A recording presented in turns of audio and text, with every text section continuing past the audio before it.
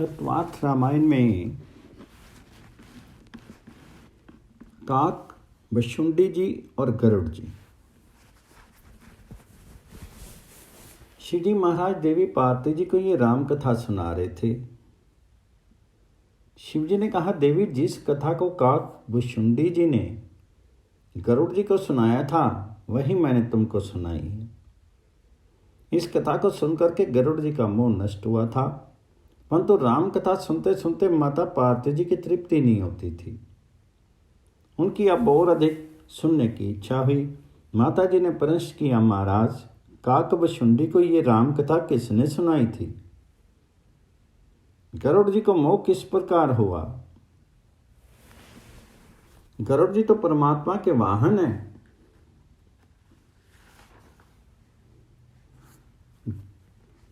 गरुड़ महाज्ञानी गुण राशि, हरि सेवक अति निकट निवासी। तेहि कहीं हेतु काग सन जाई, सुनी कथा मुनि निकर बिहाई। कहो कवन विधि भा संवादा, दो हरि भगत काग उर गाता। माता जी का प्रश्न सुन करके भगवान शंकर को आनंद हुआ।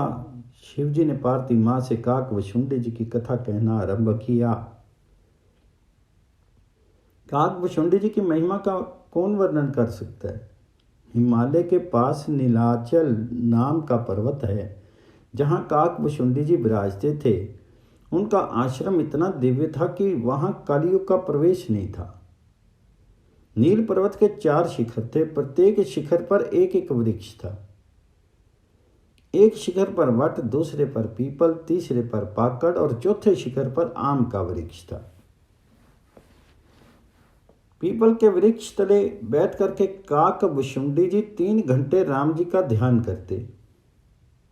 उसके उपरांत आम के पत्ते तले बैठ करके 3 घंटे श्री सीताराम जी की मानस सेवा करते। मानसी सेवा में विशेष ध्यान रखना चाहिए कि मन कोई लौकिक विचार नहीं करे। मन की धारणा निरंतर भगवान जी के चरणों में रहनी चाहिए। बशुंडी जी मानसी सेवा में ठाकुर जी का श्रृंगार करते, माला अर्पण करते, सहस्त्र नाम का पाठ करते हुए तुलसी जी अर्पण करते। प्रथम 3 घंटा ध्यान, तदुपरांत 3 घंटे मानसी सेवा। इसके उपरांत 3 घंटे पाकड़ के वृक्ष के नीचे श्री राम नाम का जप करते। उसके पश्चात 3 घंटे वट वृक्ष के नीचे बैठ करके राम कथा कहते थे। अनेक प्रकार के पक्षी कथा श्रवण करने को आते। काक बशुंडी जी संपूर्ण दिन भक्ति में लीन रहते। कथा, कीर्तन, ध्यान, जप और सेवा में ही रहते थे। माया का प्रवेश इनके आश्रम में नहीं था। भक्ति में आनंद ना आवे तो भक्ति छोड़नी नहीं चाहिए। भक्ति में आनंद ना आवे तो ये जीव भक्ति छोड़ करके विषय आनंद भोगने जाता। भक्ति में जल्दी आनंद नहीं आता, परंतु एक बार यदि आनंद आ जाता है तो वह स्थिर हो जाता है। विषय आनंद जल्दी मिलता है, परंतु उसका विनाश भी शीघ्र ही होता है।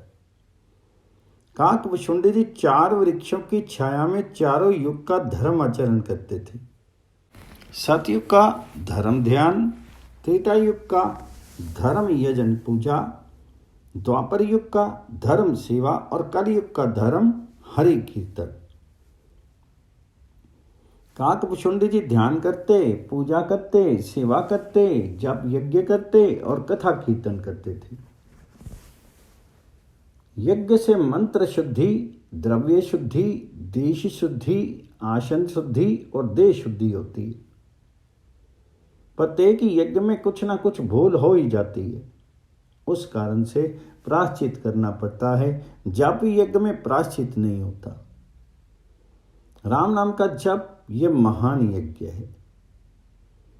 काक बशुंडी जी नीलाचल पर्वत पर विराजते थे। दक्ष प्रजापति के यज्ञ में सती जी ने शीर भस्म कर दिया था। उस समय भ्रमण करते करते शंकर भगवान जी हंस के स्वरूप में काकभुशुंडी जी के आश्रम गए थे और वहां राम कथा श्रवण की थी। गिरजा कहूँ सो सब इतिहासा, मैं जेहि समय ज्ञाऊँ खग पासा, अब सो कथा सुनू जेहि जेहेतु, गेहूं काग पही खग कुल केतु।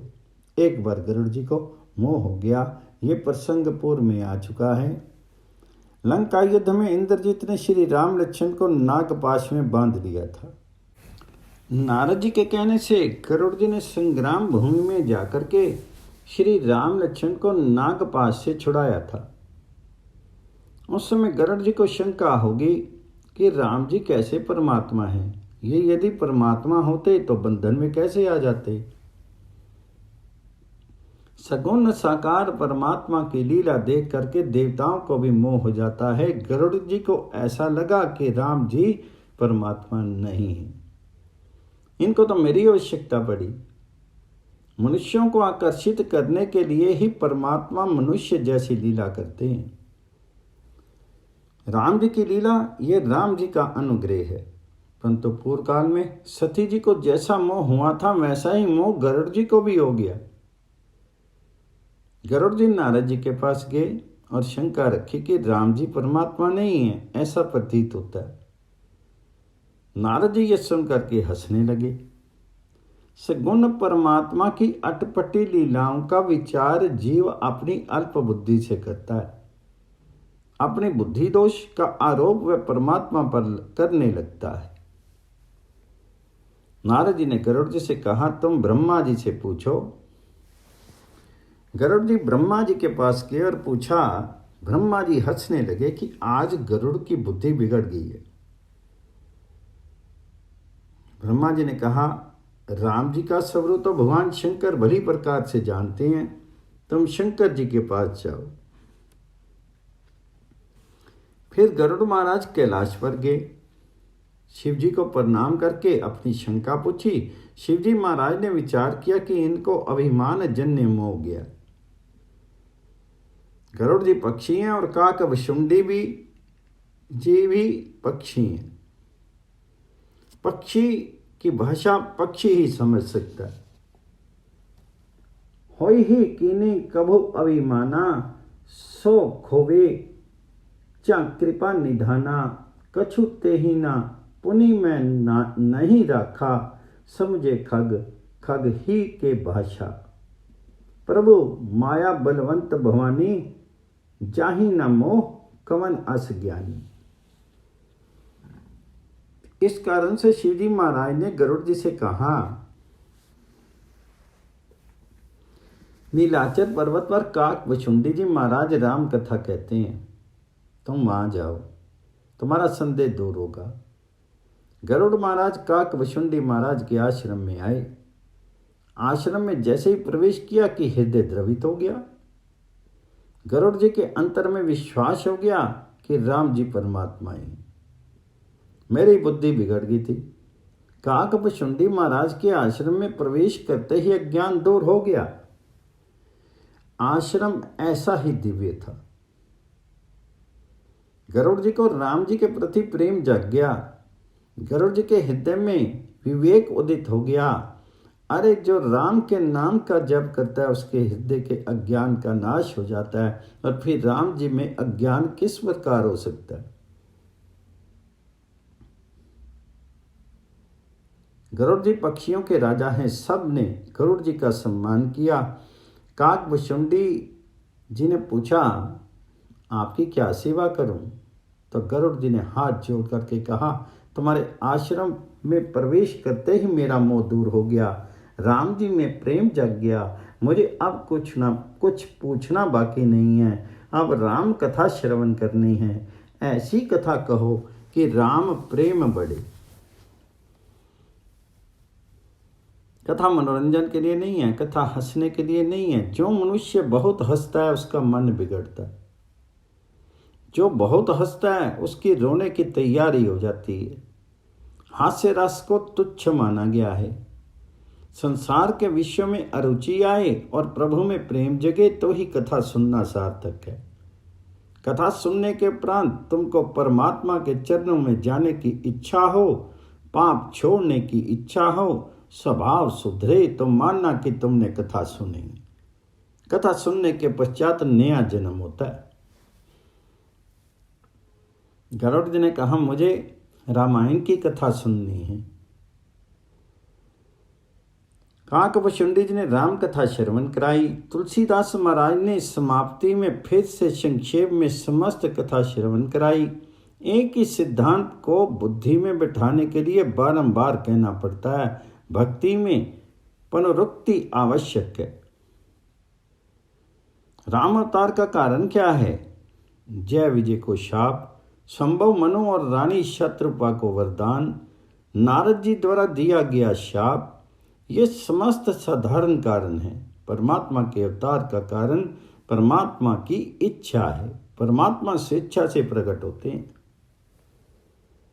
दशरथ महाराज ने पुत्र कामेष्टि यज्ञ किया, पर शादी 22 रानियों को बांट दी। उससे 4 बालक हुए। बालक बड़े होने लगे। वशिष्ठ जी के यहाँ विद्या अध्ययन किया। राम जी में वैराग्य जागा। वशिष्ठ जी ने उपदेश किया, नया प्रारब्ध उत्पन्न ना हो, इसके लिए सावधान रहने का ज्ञान दिया। मोक्ष मंदिर के 4 द्वार बतलाए। इसके उपरांत श्री राम लक्ष्मण ने विश्वामित्र जी के यज्ञ का रक्षण किया। जनकपुरी में राम जी ने धनुष्य भंग किया। श्री सीता जी के साथ विवाह हुआ। सीता जी के साथ अयोध्या में पधारे। कुछ समय के बाद दशरथ महाराज ने राम जी के राज्याभिषेक करने की तैयारी की। मंथरा के कुसंग से कैकेयी की बुद्धि बिगड़ी। जीवन में हल्के मनुष्य का संग नहीं करना। हल्का वह है जो शरीर और इंद्रियों के सुख में ही फंसा हुआ है, जिसको पाप का भय नहीं है, जो परमात्मा के साथ प्रेम नहीं करता। कैकेयी ने 2 वरदान मांगे, भरत को राज्य और राम जी को वनवास। राम जी वन में पधारे। दशरथ महाराज ने प्राण त्याग किए। भरत जी को ननिहाल में से बुलाया गया। भरत जी ने आकर के श्राद्ध आदि विधि की। भरत जी ने राज्य अस्वीकार कर दिया। राजा पुण्यशाली हो, जितेंद्रिय हो, तो ही प्रजा सुखी रहती है। भरत जी के प्रेम का वर्णन कौन कर सकता है? चित्रकूट के पत्थर भी भरत जी के प्रेम को देख करके पिघल गए। राम जी और भरत जी का मिलन हुआ। राम जी ने पादुकाएं दी। भरत जी को राज्य करने की आज्ञा दी। भरत जी ने पादुकाएं अयोध्या की गद्दी पर पधराई। आज्ञा के अनुसार 14 वर्ष तक भरत जी ने राज्य भार वहन किया। भरत जी की भक्ति अलौकिक थी। संसार का सुख जिसको नीरस लगता है वह भक्ति कर सकता है। श्री राम नाम सुंदर है, राम जी का स्वरूप मंगल में है। श्री राम लक्ष्मण जानकी अनेक ऋषियों को कृतार्थ करते हुए पंचवटी पधारे। लक्ष्मण जी को राम गीता का उपदेश किया। छाया सीता को रावण उठा करके ले गया। रावण का जटायु के साथ युद्ध हुआ। राम जी ने जटायु का अग्नि संस्कार किया, उसका श्राद्ध किया, शबरी का उद्धार किया। हनुमान जी ने सुग्रीव के साथ राम जी की मित्रता सिद्ध कराई। इसके उपरांत हनुमान जी ने लंका दहन किया। राम जी ने वानर सेना सहित प्रयाण किया। समुद्र पर सेतु बंधन किया। लंका युद्ध में रावण का विनाश हुआ। राम जी, लक्ष्मण जी तथा सीता जी एवं वानर सेना सहित पुष्पक विमान से अयोध्या पधारे। वहां राम जी का राज्याभिषेक हुआ। सीता जी के साथ राम जी स्वर्ण सिंहासन पर विराजे। राम कथा सुनकर के गरुड़ जी को अत्यंत आनंद हुआ। राम कथा का एक एक अक्षर पापों को भस्म करने वाला है। गरुड़ जी ने कहा, मुझको मोह हुआ, ये अच्छा हुआ, राम कथा सुनने का मुझे परम लाभ मिला। काकभुशुंडी जी ने कहा, गरुड़ जी तुम तो प्रभु के लाडले हो, तुमको कभी मोह नहीं उत्पन्न हो सकता। ये तो समस्त श्री राम जी की लीला है।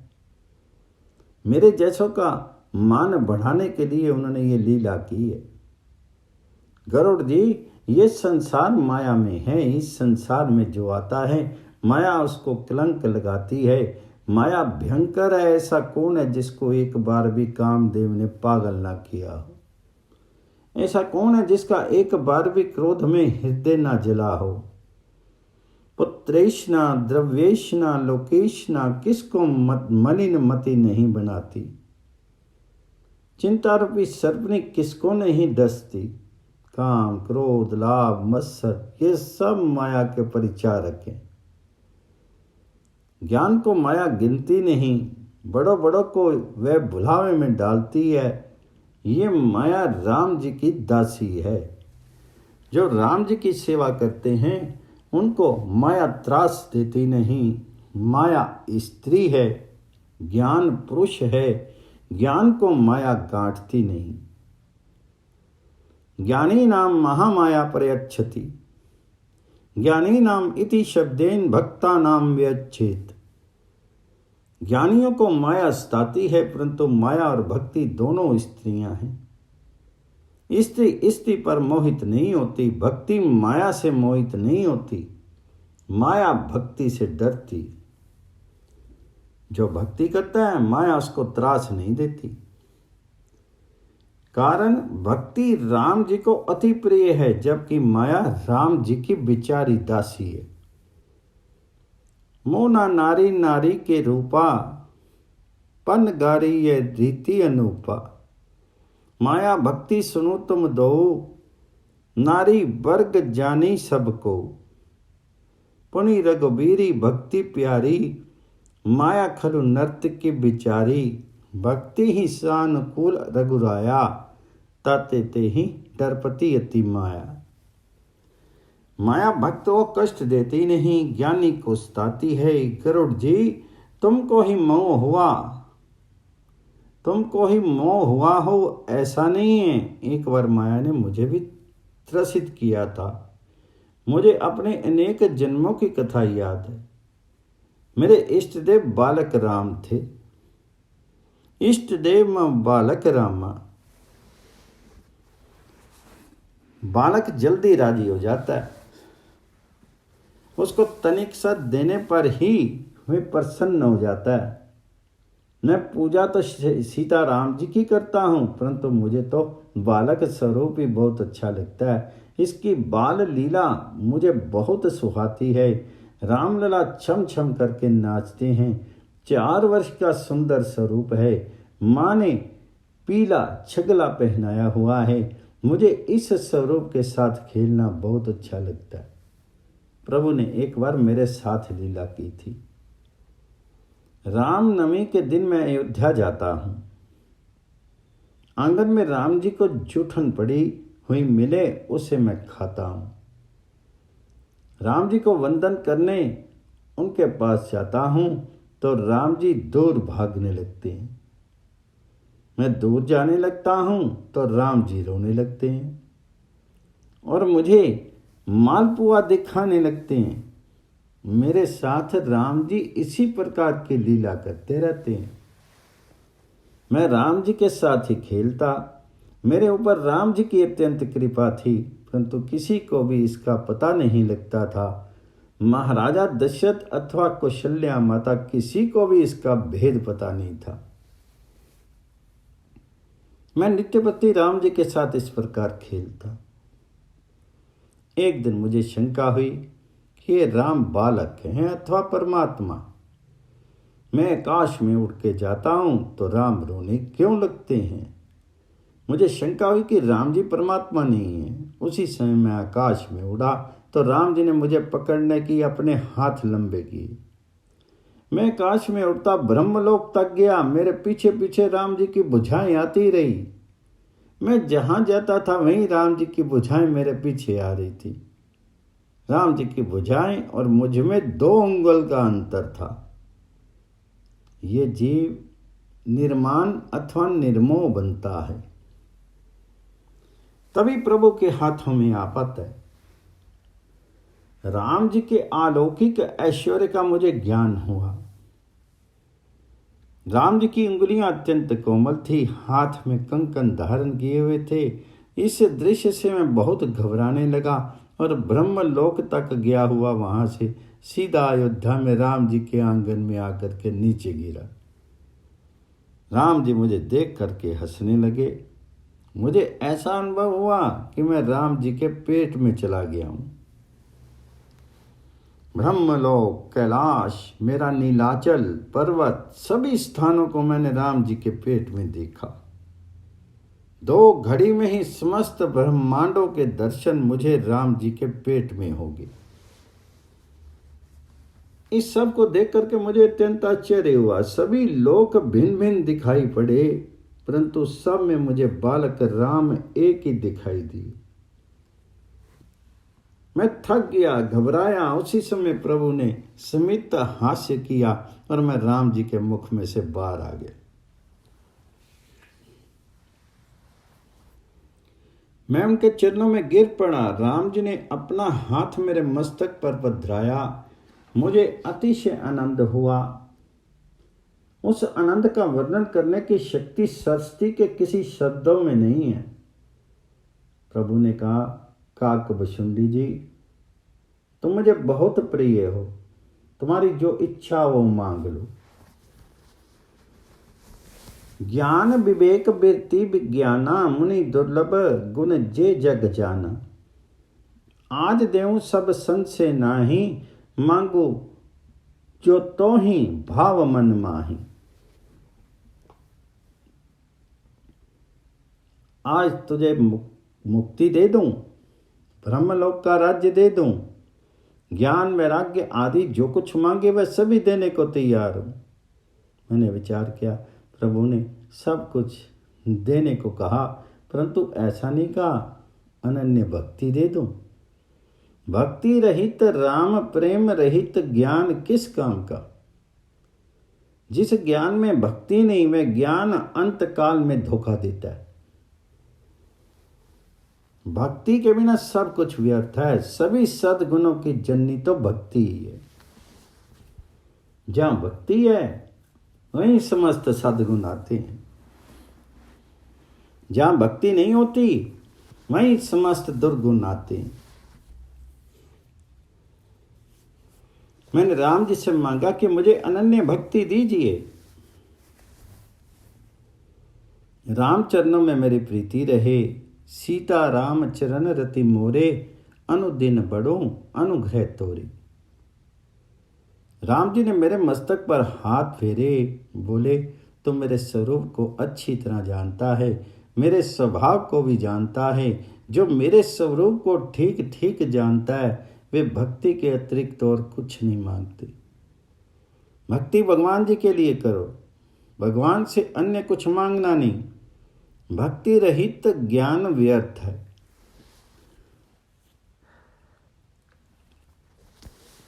ऐसा मुझे विश्वास हो गया, इसलिए मैंने केवल भक्ति ही मांगी। राम जी ने कहा, तू जहां भी रहेगा वहां मेरी माया नहीं आएगी, तू निरंतर मेरी भक्ति करेगा। तत्पश्चात मैं नीलाचल पर्वत पर चला गया। कौवा तो अतिहीन पक्षी है, परंतु मेरे राम जी ने मुझ पर कृपा करके मुझे अपनाया। मुझे जो आनंद मिला वह किसी राजा का तो क्या, देवता को भी नहीं मिल सकता। गरुड़ जी प्रभु जी की लीला ही ऐसी है जिसको देख करके देवता भी भूल में पड़ जाते हैं। गरुड़ जी को आनंद हुआ, नेत्र सजल हो गए। धन्य हैं आपको, आपके सत्संग से आज मैं भी धन्य हो गया। आप यदि आज्ञा करें तो मुझे कुछ प्रश्न करने की इच्छा है। महाराज, आप राम भक्त हो, महान ज्ञानी हो, समर्थ हो। भगवान शंकर आपकी प्रशंसा करते थे। आप ऐसे श्रेष्ठ हो, फिर भी आपको ये काग शरीर क्यों कर मिला है? इसे देखा क्यों आप नहीं छोड़ देते हैं? कल्प में सृष्टि का विनाश होता है, फिर भी आप अपना ये शरीर छोड़ते नहीं, इसका कारण क्या है? काकभुशुंडी जी ने कहा, अपने अनेक जन्मों की कथा मुझे याद है। कौवा का शरीर भले ही नीच गन्ना में हो, परंतु मुझे इस शरीर में राम भक्ति मिली है, इसलिए मुझे ये शरीर छोड़ना अच्छा नहीं लगता।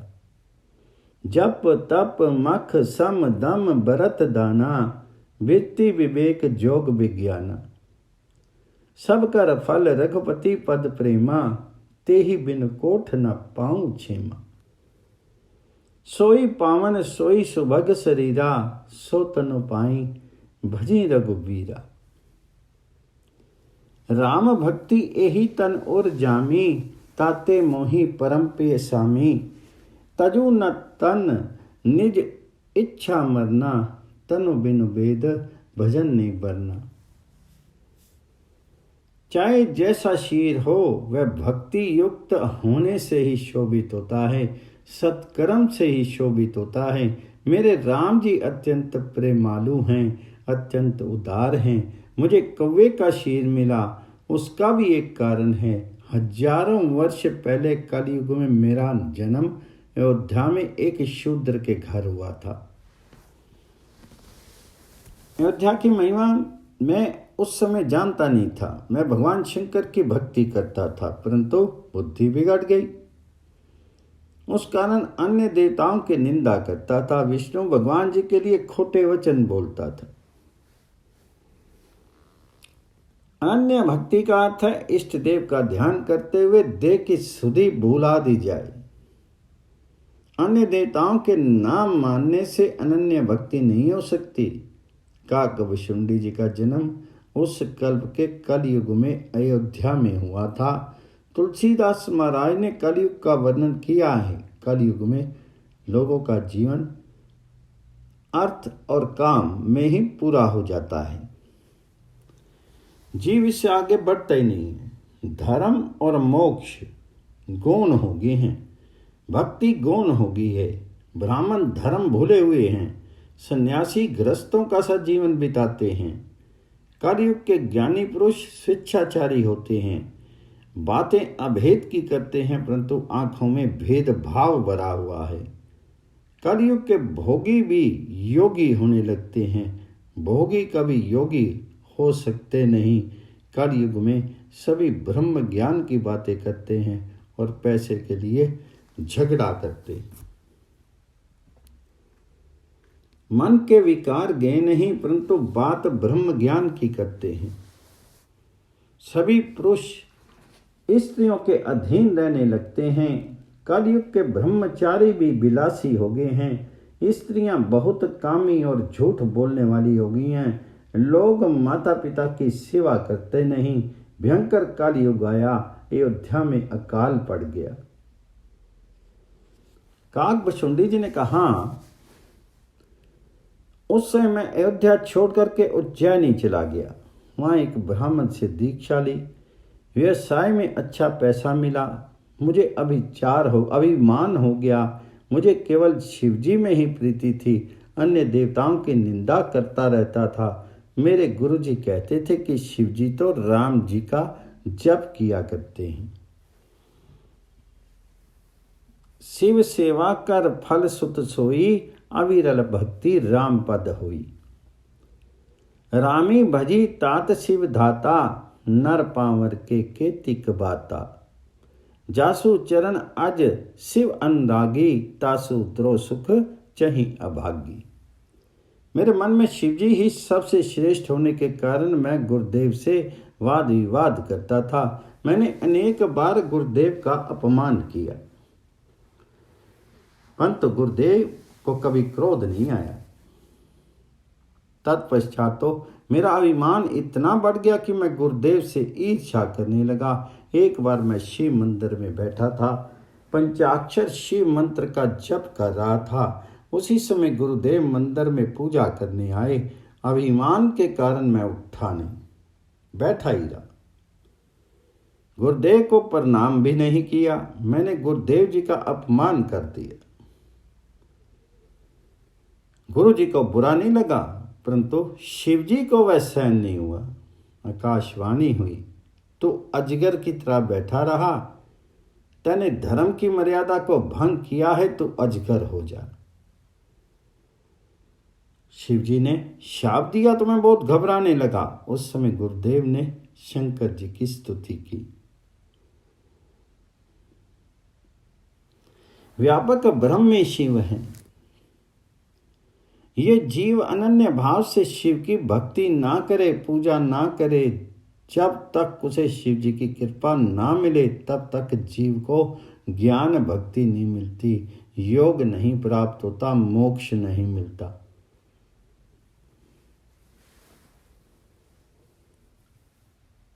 शिव कृपा से जीव कामनाओं पर विजय प्राप्त कर सकता है। मेरे गुरुदेव ने भगवान शिव की अनेक प्रकार से स्तुति की। शिव जी महाराज प्रसन्न हो गए। मेरे गुरु जी से कहा, मांगो मांगो।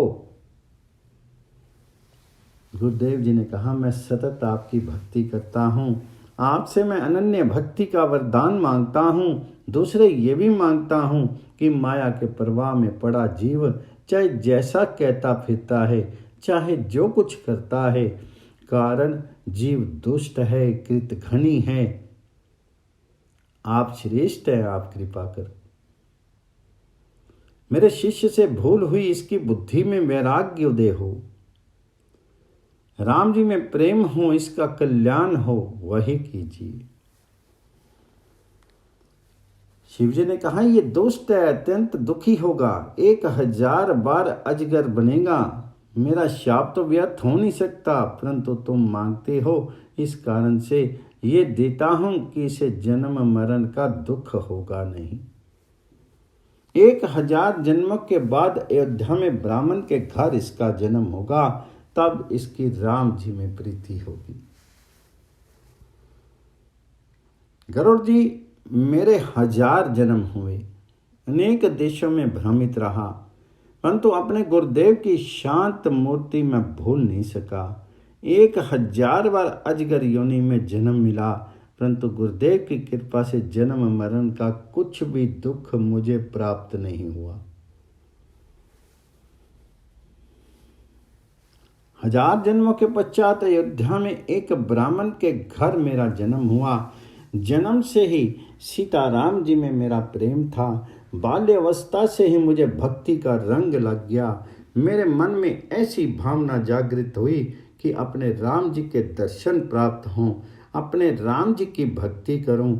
मेरे पिता ने मुझे पढ़ाने का बहुत प्रयत्न किया, परंतु मुझे पढ़ने लिखने से प्रेम नहीं होता था। प्रत्येक अक्षर में मुझे राम जी ही दिखाई देते थे। भक्ति का अर्थ है भगवान जी के स्वरूप में आसक्ति, अलौकिक रूप में आसक्ति, यही माया है। मैं बालक था तब से ही राम जी में मेरी आसक्ति थी। मैं पढ़ लिख नहीं सका। मन ते सगल बासन भागी, केवल राम चरण लय लागी। कहो खगेश अस कवन अभागी, खरी सेव सुरधेनु ही त्यागी। प्रेम मगन मोहि कछु न सुहाई, हारे पिता पढ़ाई पढ़ाई। मेरे माता पिता ने शीत त्याग किया, फिर तो मैं राम जी का हो लिया। आसक्ति का एक धागा था, वह भी टूट गया। फिर तो मैं ऋषियों के आश्रम में जाता था, निरंतर राम नाम का जप करता था, राम जी का ही ध्यान करता था। एक बार मेरु पर्वत पर गया, वहां लोमश ऋषि विराजते थे। लोमश ऋषि ने मेरा स्वागत किया। मैंने उससे निवेदन किया, आप मुझे राम जी की कथा सुनाइए। लोमश ऋषि ज्ञानी थे, थोड़ी सी राम कथा कहकर के फिर ब्रह्म ज्ञान की बात करने लगते। मुझे वह ठीक लगती नहीं थी, परंतु लोमश ऋषि ये ब्राह्मण ज्ञान का अधिकारी है, ऐसा समझ करके मुझे ब्रह्म ज्ञान का उपदेश करते थे।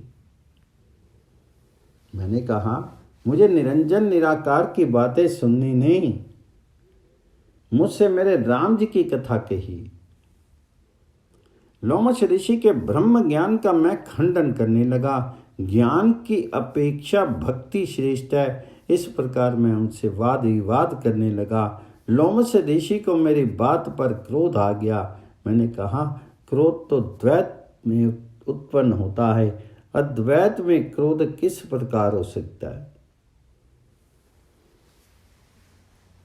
आप बात तो अद्वैत की करते हैं, परंतु तुम्हारे रोम रोम में द्वैत भरा हुआ है।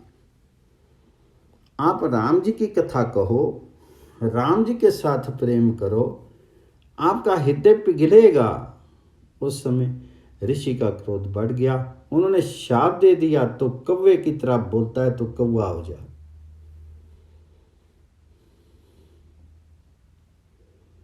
इस कारण से मैं कौवा बना। हम तो शाप दिए जाने पर भी मुझे लोमश ऋषि के प्रति कुभाव जागृत नहीं हुआ। मेरे राम लोमश ऋषि में भी हैं। मेरा कल्याण करने के लिए मेरे राम जी ने ऐसा किया है, ऐसा ही भाव मेरे मन में रहा। मैंने ऋषि को प्रणाम किया और कहा, भले ही मैं कौवा हो जाऊं, परंतु मेरी भक्ति राम जी में ही रहे, ऐसी कृपा कीजिए। मुझे राम जी की कथा सुनाइए, मुझे राम जी का दर्शन हो सके, ऐसा उपाय समझाइए। ऋषि का हृदय पिघल गया। उन्होंने सोचा, मैंने इसे शाप दिया, उस पर भी यह मुझे प्रणाम कर रहा है। भक्ति बिना ज्ञान में स्थिरता नहीं आती। लोमश ऋषि को पश्चाताप हुआ कि मैं अद्वैत की बात करता हूं, परंतु फिर भी मुझे क्रोध आ गया। धन्य है ये जीव। ऋषि ने मुझे राम मंत्र की दीक्षा दी और मुझे राम कथा सुनाई। लोमश ऋषि ने कहा, शिव जी की कृपा से ये रामायण मैंने तुम्हें सुनाई है। शिव सदगुरु हैं, सबके आचार्य सदाशिव हैं। जो कथा जिस प्रकार शिव जी ने लोमश ऋषि को सुनाई थी, वही कथा उन्होंने मुझे सुनाई। गरुड़ जी ने प्रश्न किया, कितने ही लोग ज्ञान को श्रेष्ठ मानते हैं, कितने ही भक्ति को श्रेष्ठ मानते हैं।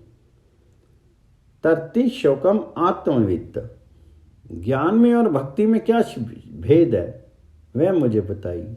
कहीं संत मुनि वेद पुराना, नहीं कुछ दुर्लभ ज्ञान समाना। सोई मुनि तुम सन कहीं गोसाई, नहीं आदरे हूँ भक्ति की नाई। ज्ञानी भक्ति ही अंतर कीता, सकल कहूँ प्रभु कृपा निकीता। तब काकभुशुंडी जी ने गरुड़ जी से कहा, परमात्मा के साथ जो अत्यंत प्रेम करता है उसे ही ज्ञान प्राप्त होता है। जिसको प्रभु के स्वरूप का ज्ञान है वही भगवान के साथ प्रेम करता है। ज्ञान का फल भक्ति है। भक्ति की अंतिम अवस्था ज्ञान है। ज्ञान और भक्ति तत्व से एक ही है, फिर भी थोड़ा सा भेद है। ये जीव चैतन्य है, माया जड़ है। जड़ चैतन्य दोनों में ग्रंथि पड़ गई है। जड़ चैतन्य को बांध सकता नहीं। ये गांठ है तो मिथ्या, परंतु मिथ्या गांठ भी अत्यंत दुख देने वाली। सतत भक्ति की जाए तो भी ये गांठ खुलती है। ईश्वर अंश जीव अविनाशी, चेतन अमल सहज सुख राशि। सो माया बस भई गुसाई, बंध्यो की मटकट की नाई। जीव ईश्वर का अंश है, आत्मानंद रूप है। सुख दुख मन को होते हैं।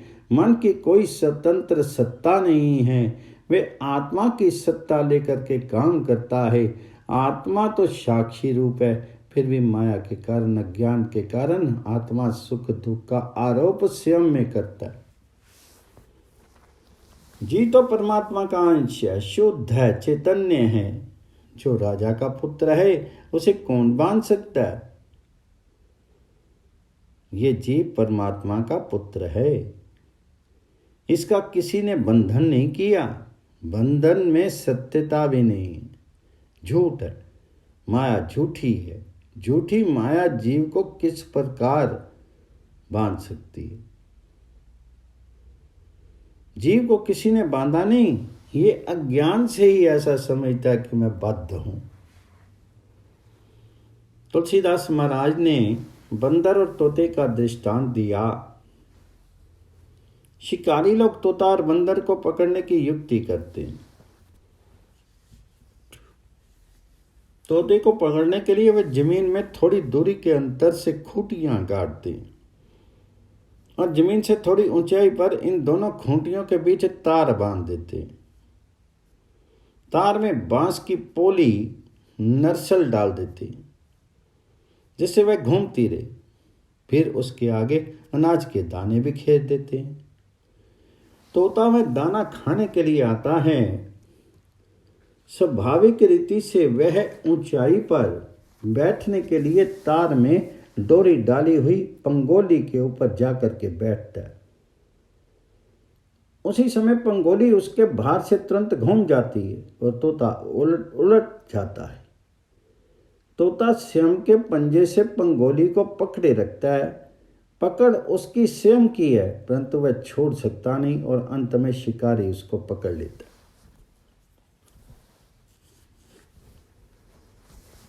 बंदर भी उसी तरह से पकड़ लिया जाता है। शिकारी संकरे मुंह वाली हांडी जमीन में गाड़ देता है। हांडी में थोड़े से चने पटक देता है और स्वयं दूर जाकर के खड़ा हो जाता है। वानर को झाड़ी में चने देख करके आनंद होता है। वह जल्दी में चना लेने के लिए दोनों हाथ हांडी में डालता है और चनों की मुट्ठी भर लेता है। मुट्ठी में चना होने के कारण मुट्ठी फूल जाती है। इसी कारण से वह हाथ बाहर निकाल नहीं सकता। वानर को भ्रम हो जाता है कि हांडी में भूत है, जिसने अंदर से उसका हाथ पकड़ रखा है। वास्तव में वानर को पकड़ा किसी ने भी नहीं। वानर को चना अत्यंत प्रिय है, इसलिए मुट्ठी में से चना छोड़ देने की इच्छा उसमें होती ही नहीं। चना मुट्ठी से छोड़ दे तो तुरंत उसके हाथ बाहर निकल आए और वानर का बंधन छूट जाए। वानर अपने हाथों ही बंधन में पड़ा है, फिर भी ऐसा मानता है किसी ने उसके हाथ पकड़ रखे। इस प्रकार यह संसार भी एक हांडी के समान है। माया ने विषय रूपी चने उसमें भरे हुए हैं, अहंता और ममता रूपी चने उसमें भरे हैं। मन वानर के समान है, मन ने विषयों को पकड़ रखा है। मनुष्य ये विषय रूपी चने छोड़ता नहीं, इस कारण से वह बंधन में पड़ जाता है। मनुष्य का बंधन वानर के समान है। मनुष्य को बाधा किसने है? वासनाओं के अधीन होने से स्वयं ही अपने को बांध लेता है। जीव का जो बंधन है वह अज्ञान के कारण ही है। जीव प्रभु की शरण में चला जाए तो मुक्त हो जाए, परंतु वह विषयों को छोड़ता नहीं।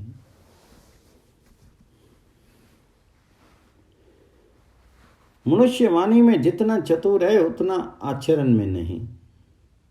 इस जीव को संसार मीठा ही लगता है। संसार सुख से इसके मन में घृणा आती ही नहीं।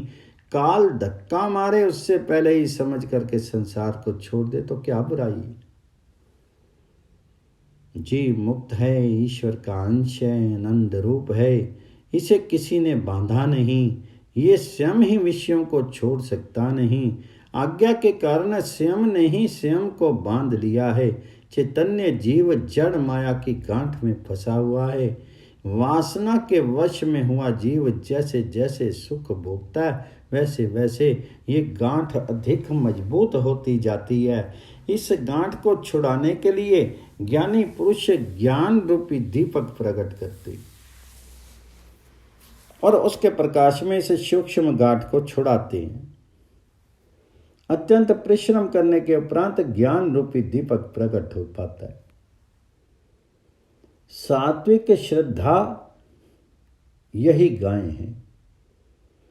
इस गाय को जप तप सधाई सत्कर्म रूपी घास चरानी होती है।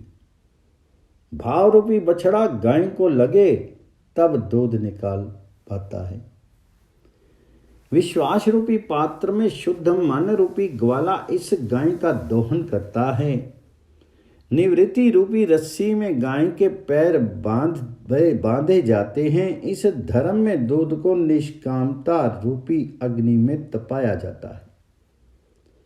संतोष रूपी पवन से इसे ठंडा करना होता है। धैर्य रूपी जामन दूध में डाल करके दही जमाया जाता है। सद्विचार रूपी रई से और प्रसन्नता रूपी रस्सी से इसका मंथन करना होता है। चाहे कुछ भी हो, मन की शांति कभी भंग ना हो। मन को प्रसन्न और शांत रखना आवश्यक है। इस प्रकार मंथन करके माखन निकाला जाए। किए हुए कर्म ही लकड़ी है। इसको जला करके योग अग्नि प्रकट करके इस माखन को गर्म किया जाए। सब कुछ भगवान जी के अर्पण किया जाए। माखन गर्म करने के पश्चात ममता रूपी छाछ उसमें से अलग कर दी जाए। तब ज्ञान वैराग्य रूपी घी हृदय रूपी दीवट में रख करके सत रज तम 3 गुण की बना करके उससे ज्ञान ज्योति प्रकट करके इस दीपक को प्रज्वलित किया जाता है। मैं शरीर नहीं हूँ, प्राण नहीं हूँ, मन नहीं हूँ, मैं चैतन्य आत्मा हूँ, ब्रह्म हूँ। इस प्रकार अनुसंधान रख करके ये ज्योति प्रकट की जाती है। इसके प्रकाश में ये सूक्ष्म गांठ खोली जाए। जड़ शरीर से चेतन आत्मा पृथक हो तभी छोड़ पाती है, परंतु माया उस समय अनेक विघ्न उपस्थित करती। तब सोई बुद्धि पाई उजियारा, और ग्रह बैठी ग्रंथि न उआरा। छोरन ग्रंथि पांव सो जाई, तब ये जीव की तात होई। छोरत ग्रंथि जानी खग गया राया, विघ्न अनेक करई तब माया। विषय रूपी पान छोड़ती है और दीपक को बुझा देती है। दीपक बुझ जाने पर जड़ चेतन की गांठ छूट पाती नहीं। ज्ञान की बात समझ में आनी कठिन है। कदाचित समझ में ना आए तो अनुभव करना कठिन है। अंतकाल में यह अनुभव ठहर पाता नहीं। शीर बिगड़ने के बाद ज्ञान में स्थिर रहना कठिन है। अपने ऋषियों ने लिखा है कि पूर्ण वैराग्य होने पर ही ज्ञान टिक पाता है। जो जितेंद्रिय है, जिसके जीवन में पूर्ण वैराग्य है, वही ज्ञान को पचा सकता है। वैराग्य के बिना ज्ञान पचता नहीं। ज्ञान मार्ग अत्यंत दुस्साध्य है। इससे पतन हो जाने की अधिक संभावनाएं हैं। भक्ति ये चिंतामणि है। ये ऐसा प्रकाश है जिसमें दीवट बत्ती घी आदि की कुछ भी आवश्यकता नहीं। रत्न रूपी प्रकाश में किसी की जरूरत होती नहीं। भक्ति रूपी रत्न दीप जिसके हृदय को प्रकाशित करता है। मैं राम जी का सेवक हूँ, ऐसी भावना से ही जो निरंतर भक्ति करता है उसकी बुद्धि को सतत प्रकाश मिलता है। चतर शिरोमणि तेई जग माही, जे मणि लागी सुजतन कराही। सो मन ही जतपि प्रगट जग अही, राम कृपा बिनु नहीं कोई लही। सुगम उपाय पाइबे केरे, नर हत भाग्य देहि भट मेरे। कलयुग का मनुष्य स्वार्थी, कामी और विलासी है। ये व्यसनों में फैला हुआ है, मंद बुद्धि वाला है। लोग ऐसा समझते हैं कि हम बहुत बुद्धिमान हैं, परंतु ऋषियों ने ऐसा वर्णन किया है कि कलयुग का मनुष्य मंद बुद्धि वाला है। जिस काम को करने की आवश्यकता है उसे करता नहीं, एवं जिसको करने की आवश्यकता नहीं उसे करता है। भगवत सेवा पूजा करने की बहुत आवश्यकता है, परंतु भक्ति करता नहीं। ये अभागा है। इसको मंद बुद्धि वाला कहा गया है। व्यवहार का काम करने में ये अत्यंत सावधान रहता है, एकाग्रचित्त से करता है। माता लोग रसोई बनाने में अत्यंत सावधान रहती हैं। दाल में नमक कम या ज़्यादा ना पड़ जाए। मनुष्य नोट गिनने बैठे उस समय बिल्कुल एकाग्रचित्त होता है, परंतु माला जपने बैठे उस समय चित्त एकाग्र ठहरता नहीं। भोगे हुए सुख का चिंतन करने से मन बहुत बिगड़ता है। बिगड़ते हुए मन को सुधारने का एक ही उपाय है, श्री राम नाम। श्री राम नाम के साथ प्रेम करो। जगत श्री राम के अधीन है, श्री राम भी राम नाम के अधीन है। जहां भक्ति है वहां ज्ञान का स्फुरन होता है। भक्ति रहित ज्ञान मार्ग निराधार है, पतन होते देर नहीं लगती। काकभुशुंडी जी गरुड़ जी से कहते हैं, इसलिए मैं मानता हूं कि ज्ञान की अपेक्षा भक्ति श्रेष्ठ है। राम कृपा के बिना किसी का अभ्यंतर शांत होता नहीं है। राम जी के साथ अतिशय प्रेम ना करो तब तक मन शुद्ध होता नहीं है। जड़ चेतन की गांठ छूटती नहीं है। गरुड़ जी को अत्यंत आनंद हुआ। गरुड़ जी ने कुछ अन्य प्रश्न पूछने की इच्छा प्रकट की। काकभुशुंडी जी ने सहर्ष अनुमति दी। गरुड़ जी ने पूछा, इस संसार में बड़ से बड़ा लाभ कौन सा है? काकभुशुंडी जी ने कहा, सच्चे संतों का सत्संग। नहीं दरिद्र सम दुख जग माही, संत मिलन सम सुख जग नाही। पर उपकार बचन मन काया, संत सहज स्वभाव खगराया। गरुड़ जी ने पूछा, सबसे बड़ी हानि कौन सी है? तो काकभुशुंडी जी ने उत्तर दिया, कुसंग। गरुड़ जी ने पुनः प्रश्न किया, बड़े से बड़ा तप कौन सा है? तो काकभुशुंडी जी ने कहा, मन में कामनाओं का प्रवेश ना हो, मन उसका त्याग कर दे, वह महान तपस्वी है। गरुड़ ने पूछा, वीर किसे कहते हैं? तो काकभुशुंडी जी, अंदर के शत्रुओं को जो मारे वही वीर है। फिर गरुड़ जी ने पूछा, नरक किसे कहते हैं? तो काकभुशुंडी जी ने कहा, तमोगुण जागे, छल कपट करने की इच्छा हो तो उसे ही नरक कहते हैं। फिर गरुड़ जी कहते हैं कि स्वर्ग किसे कहते हैं? तो काकभुशुंडी जी कहते हैं, सब में सद्भाव जागे और सतत परमात्मा का स्मरण रहे तो वह स्वर्ग है। गरुड़ जी कहते हैं, जीव और ईश्वर में क्या भेद है? तो काकभुशुंडी कहते हैं, जो माया के अधीन है वह जीव तथा माया जिसके अधीन है वह ईश्वर है। माया बस्य जीव अभिमानी, ईश बस्य माया गुण खानी। पर बस जीव स बस भगवंता, जीव अनेक एक श्रीकंता। मुधा भेद यद्यपि कृत माया, बिनु हरि जाई न कोटि उपाया। जीव अनेक हैं, ईश्वर एक है। जीव परतंत्र है, ईश्वर स्वतंत्र है। माया के द्वारा खड़ा किया गया ये भेद यद्यपि मिथ्या है, तथापि परमात्मा की कृपा बिना करोड़ों उपायों द्वारा भी दूर नहीं होता है। गरुड़ जी का संशय दूर हो गया। गरुड़ जी का राम जी में प्रेम उत्पन्न हो गया। राम जी देव नहीं, सब देवों के देव आदि नारायण परमात्मा हैं, उनको ये विश्वास हो गया। तुलसीदास महाराज का उत्तर कांड बहुत सुंदर है। उसमें उन्होंने सभी शास्त्रों का सार भर दिया है। श्री रामचरितमानस को 1-2 बार नहीं 10-15 बार पढ़ना चाहिए। अंदर के राक्षस मरे तो जीवन का उत्तर कांड सुधरता है, मुक्ति मिलती है। तन मरने से मुक्ति नहीं, जिसका मन मरता है उसे मुक्ति मिलती। तन बदल जाता है, मन बदलता नहीं। मरने के बाद भी मन साफ रहता है, इसलिए मन की पूरी चौकसी रखो। तन की संभाल रखता है वह संसारी, मन की संभाल रखे वह संत।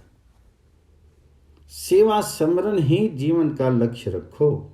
सेवा में अपने मन को पिरोए रखना, इसी को सेवा कहते हैं। श्री राम सेवा बिना जीवन सफल नहीं होता। सियावर रामचंद्र की जय।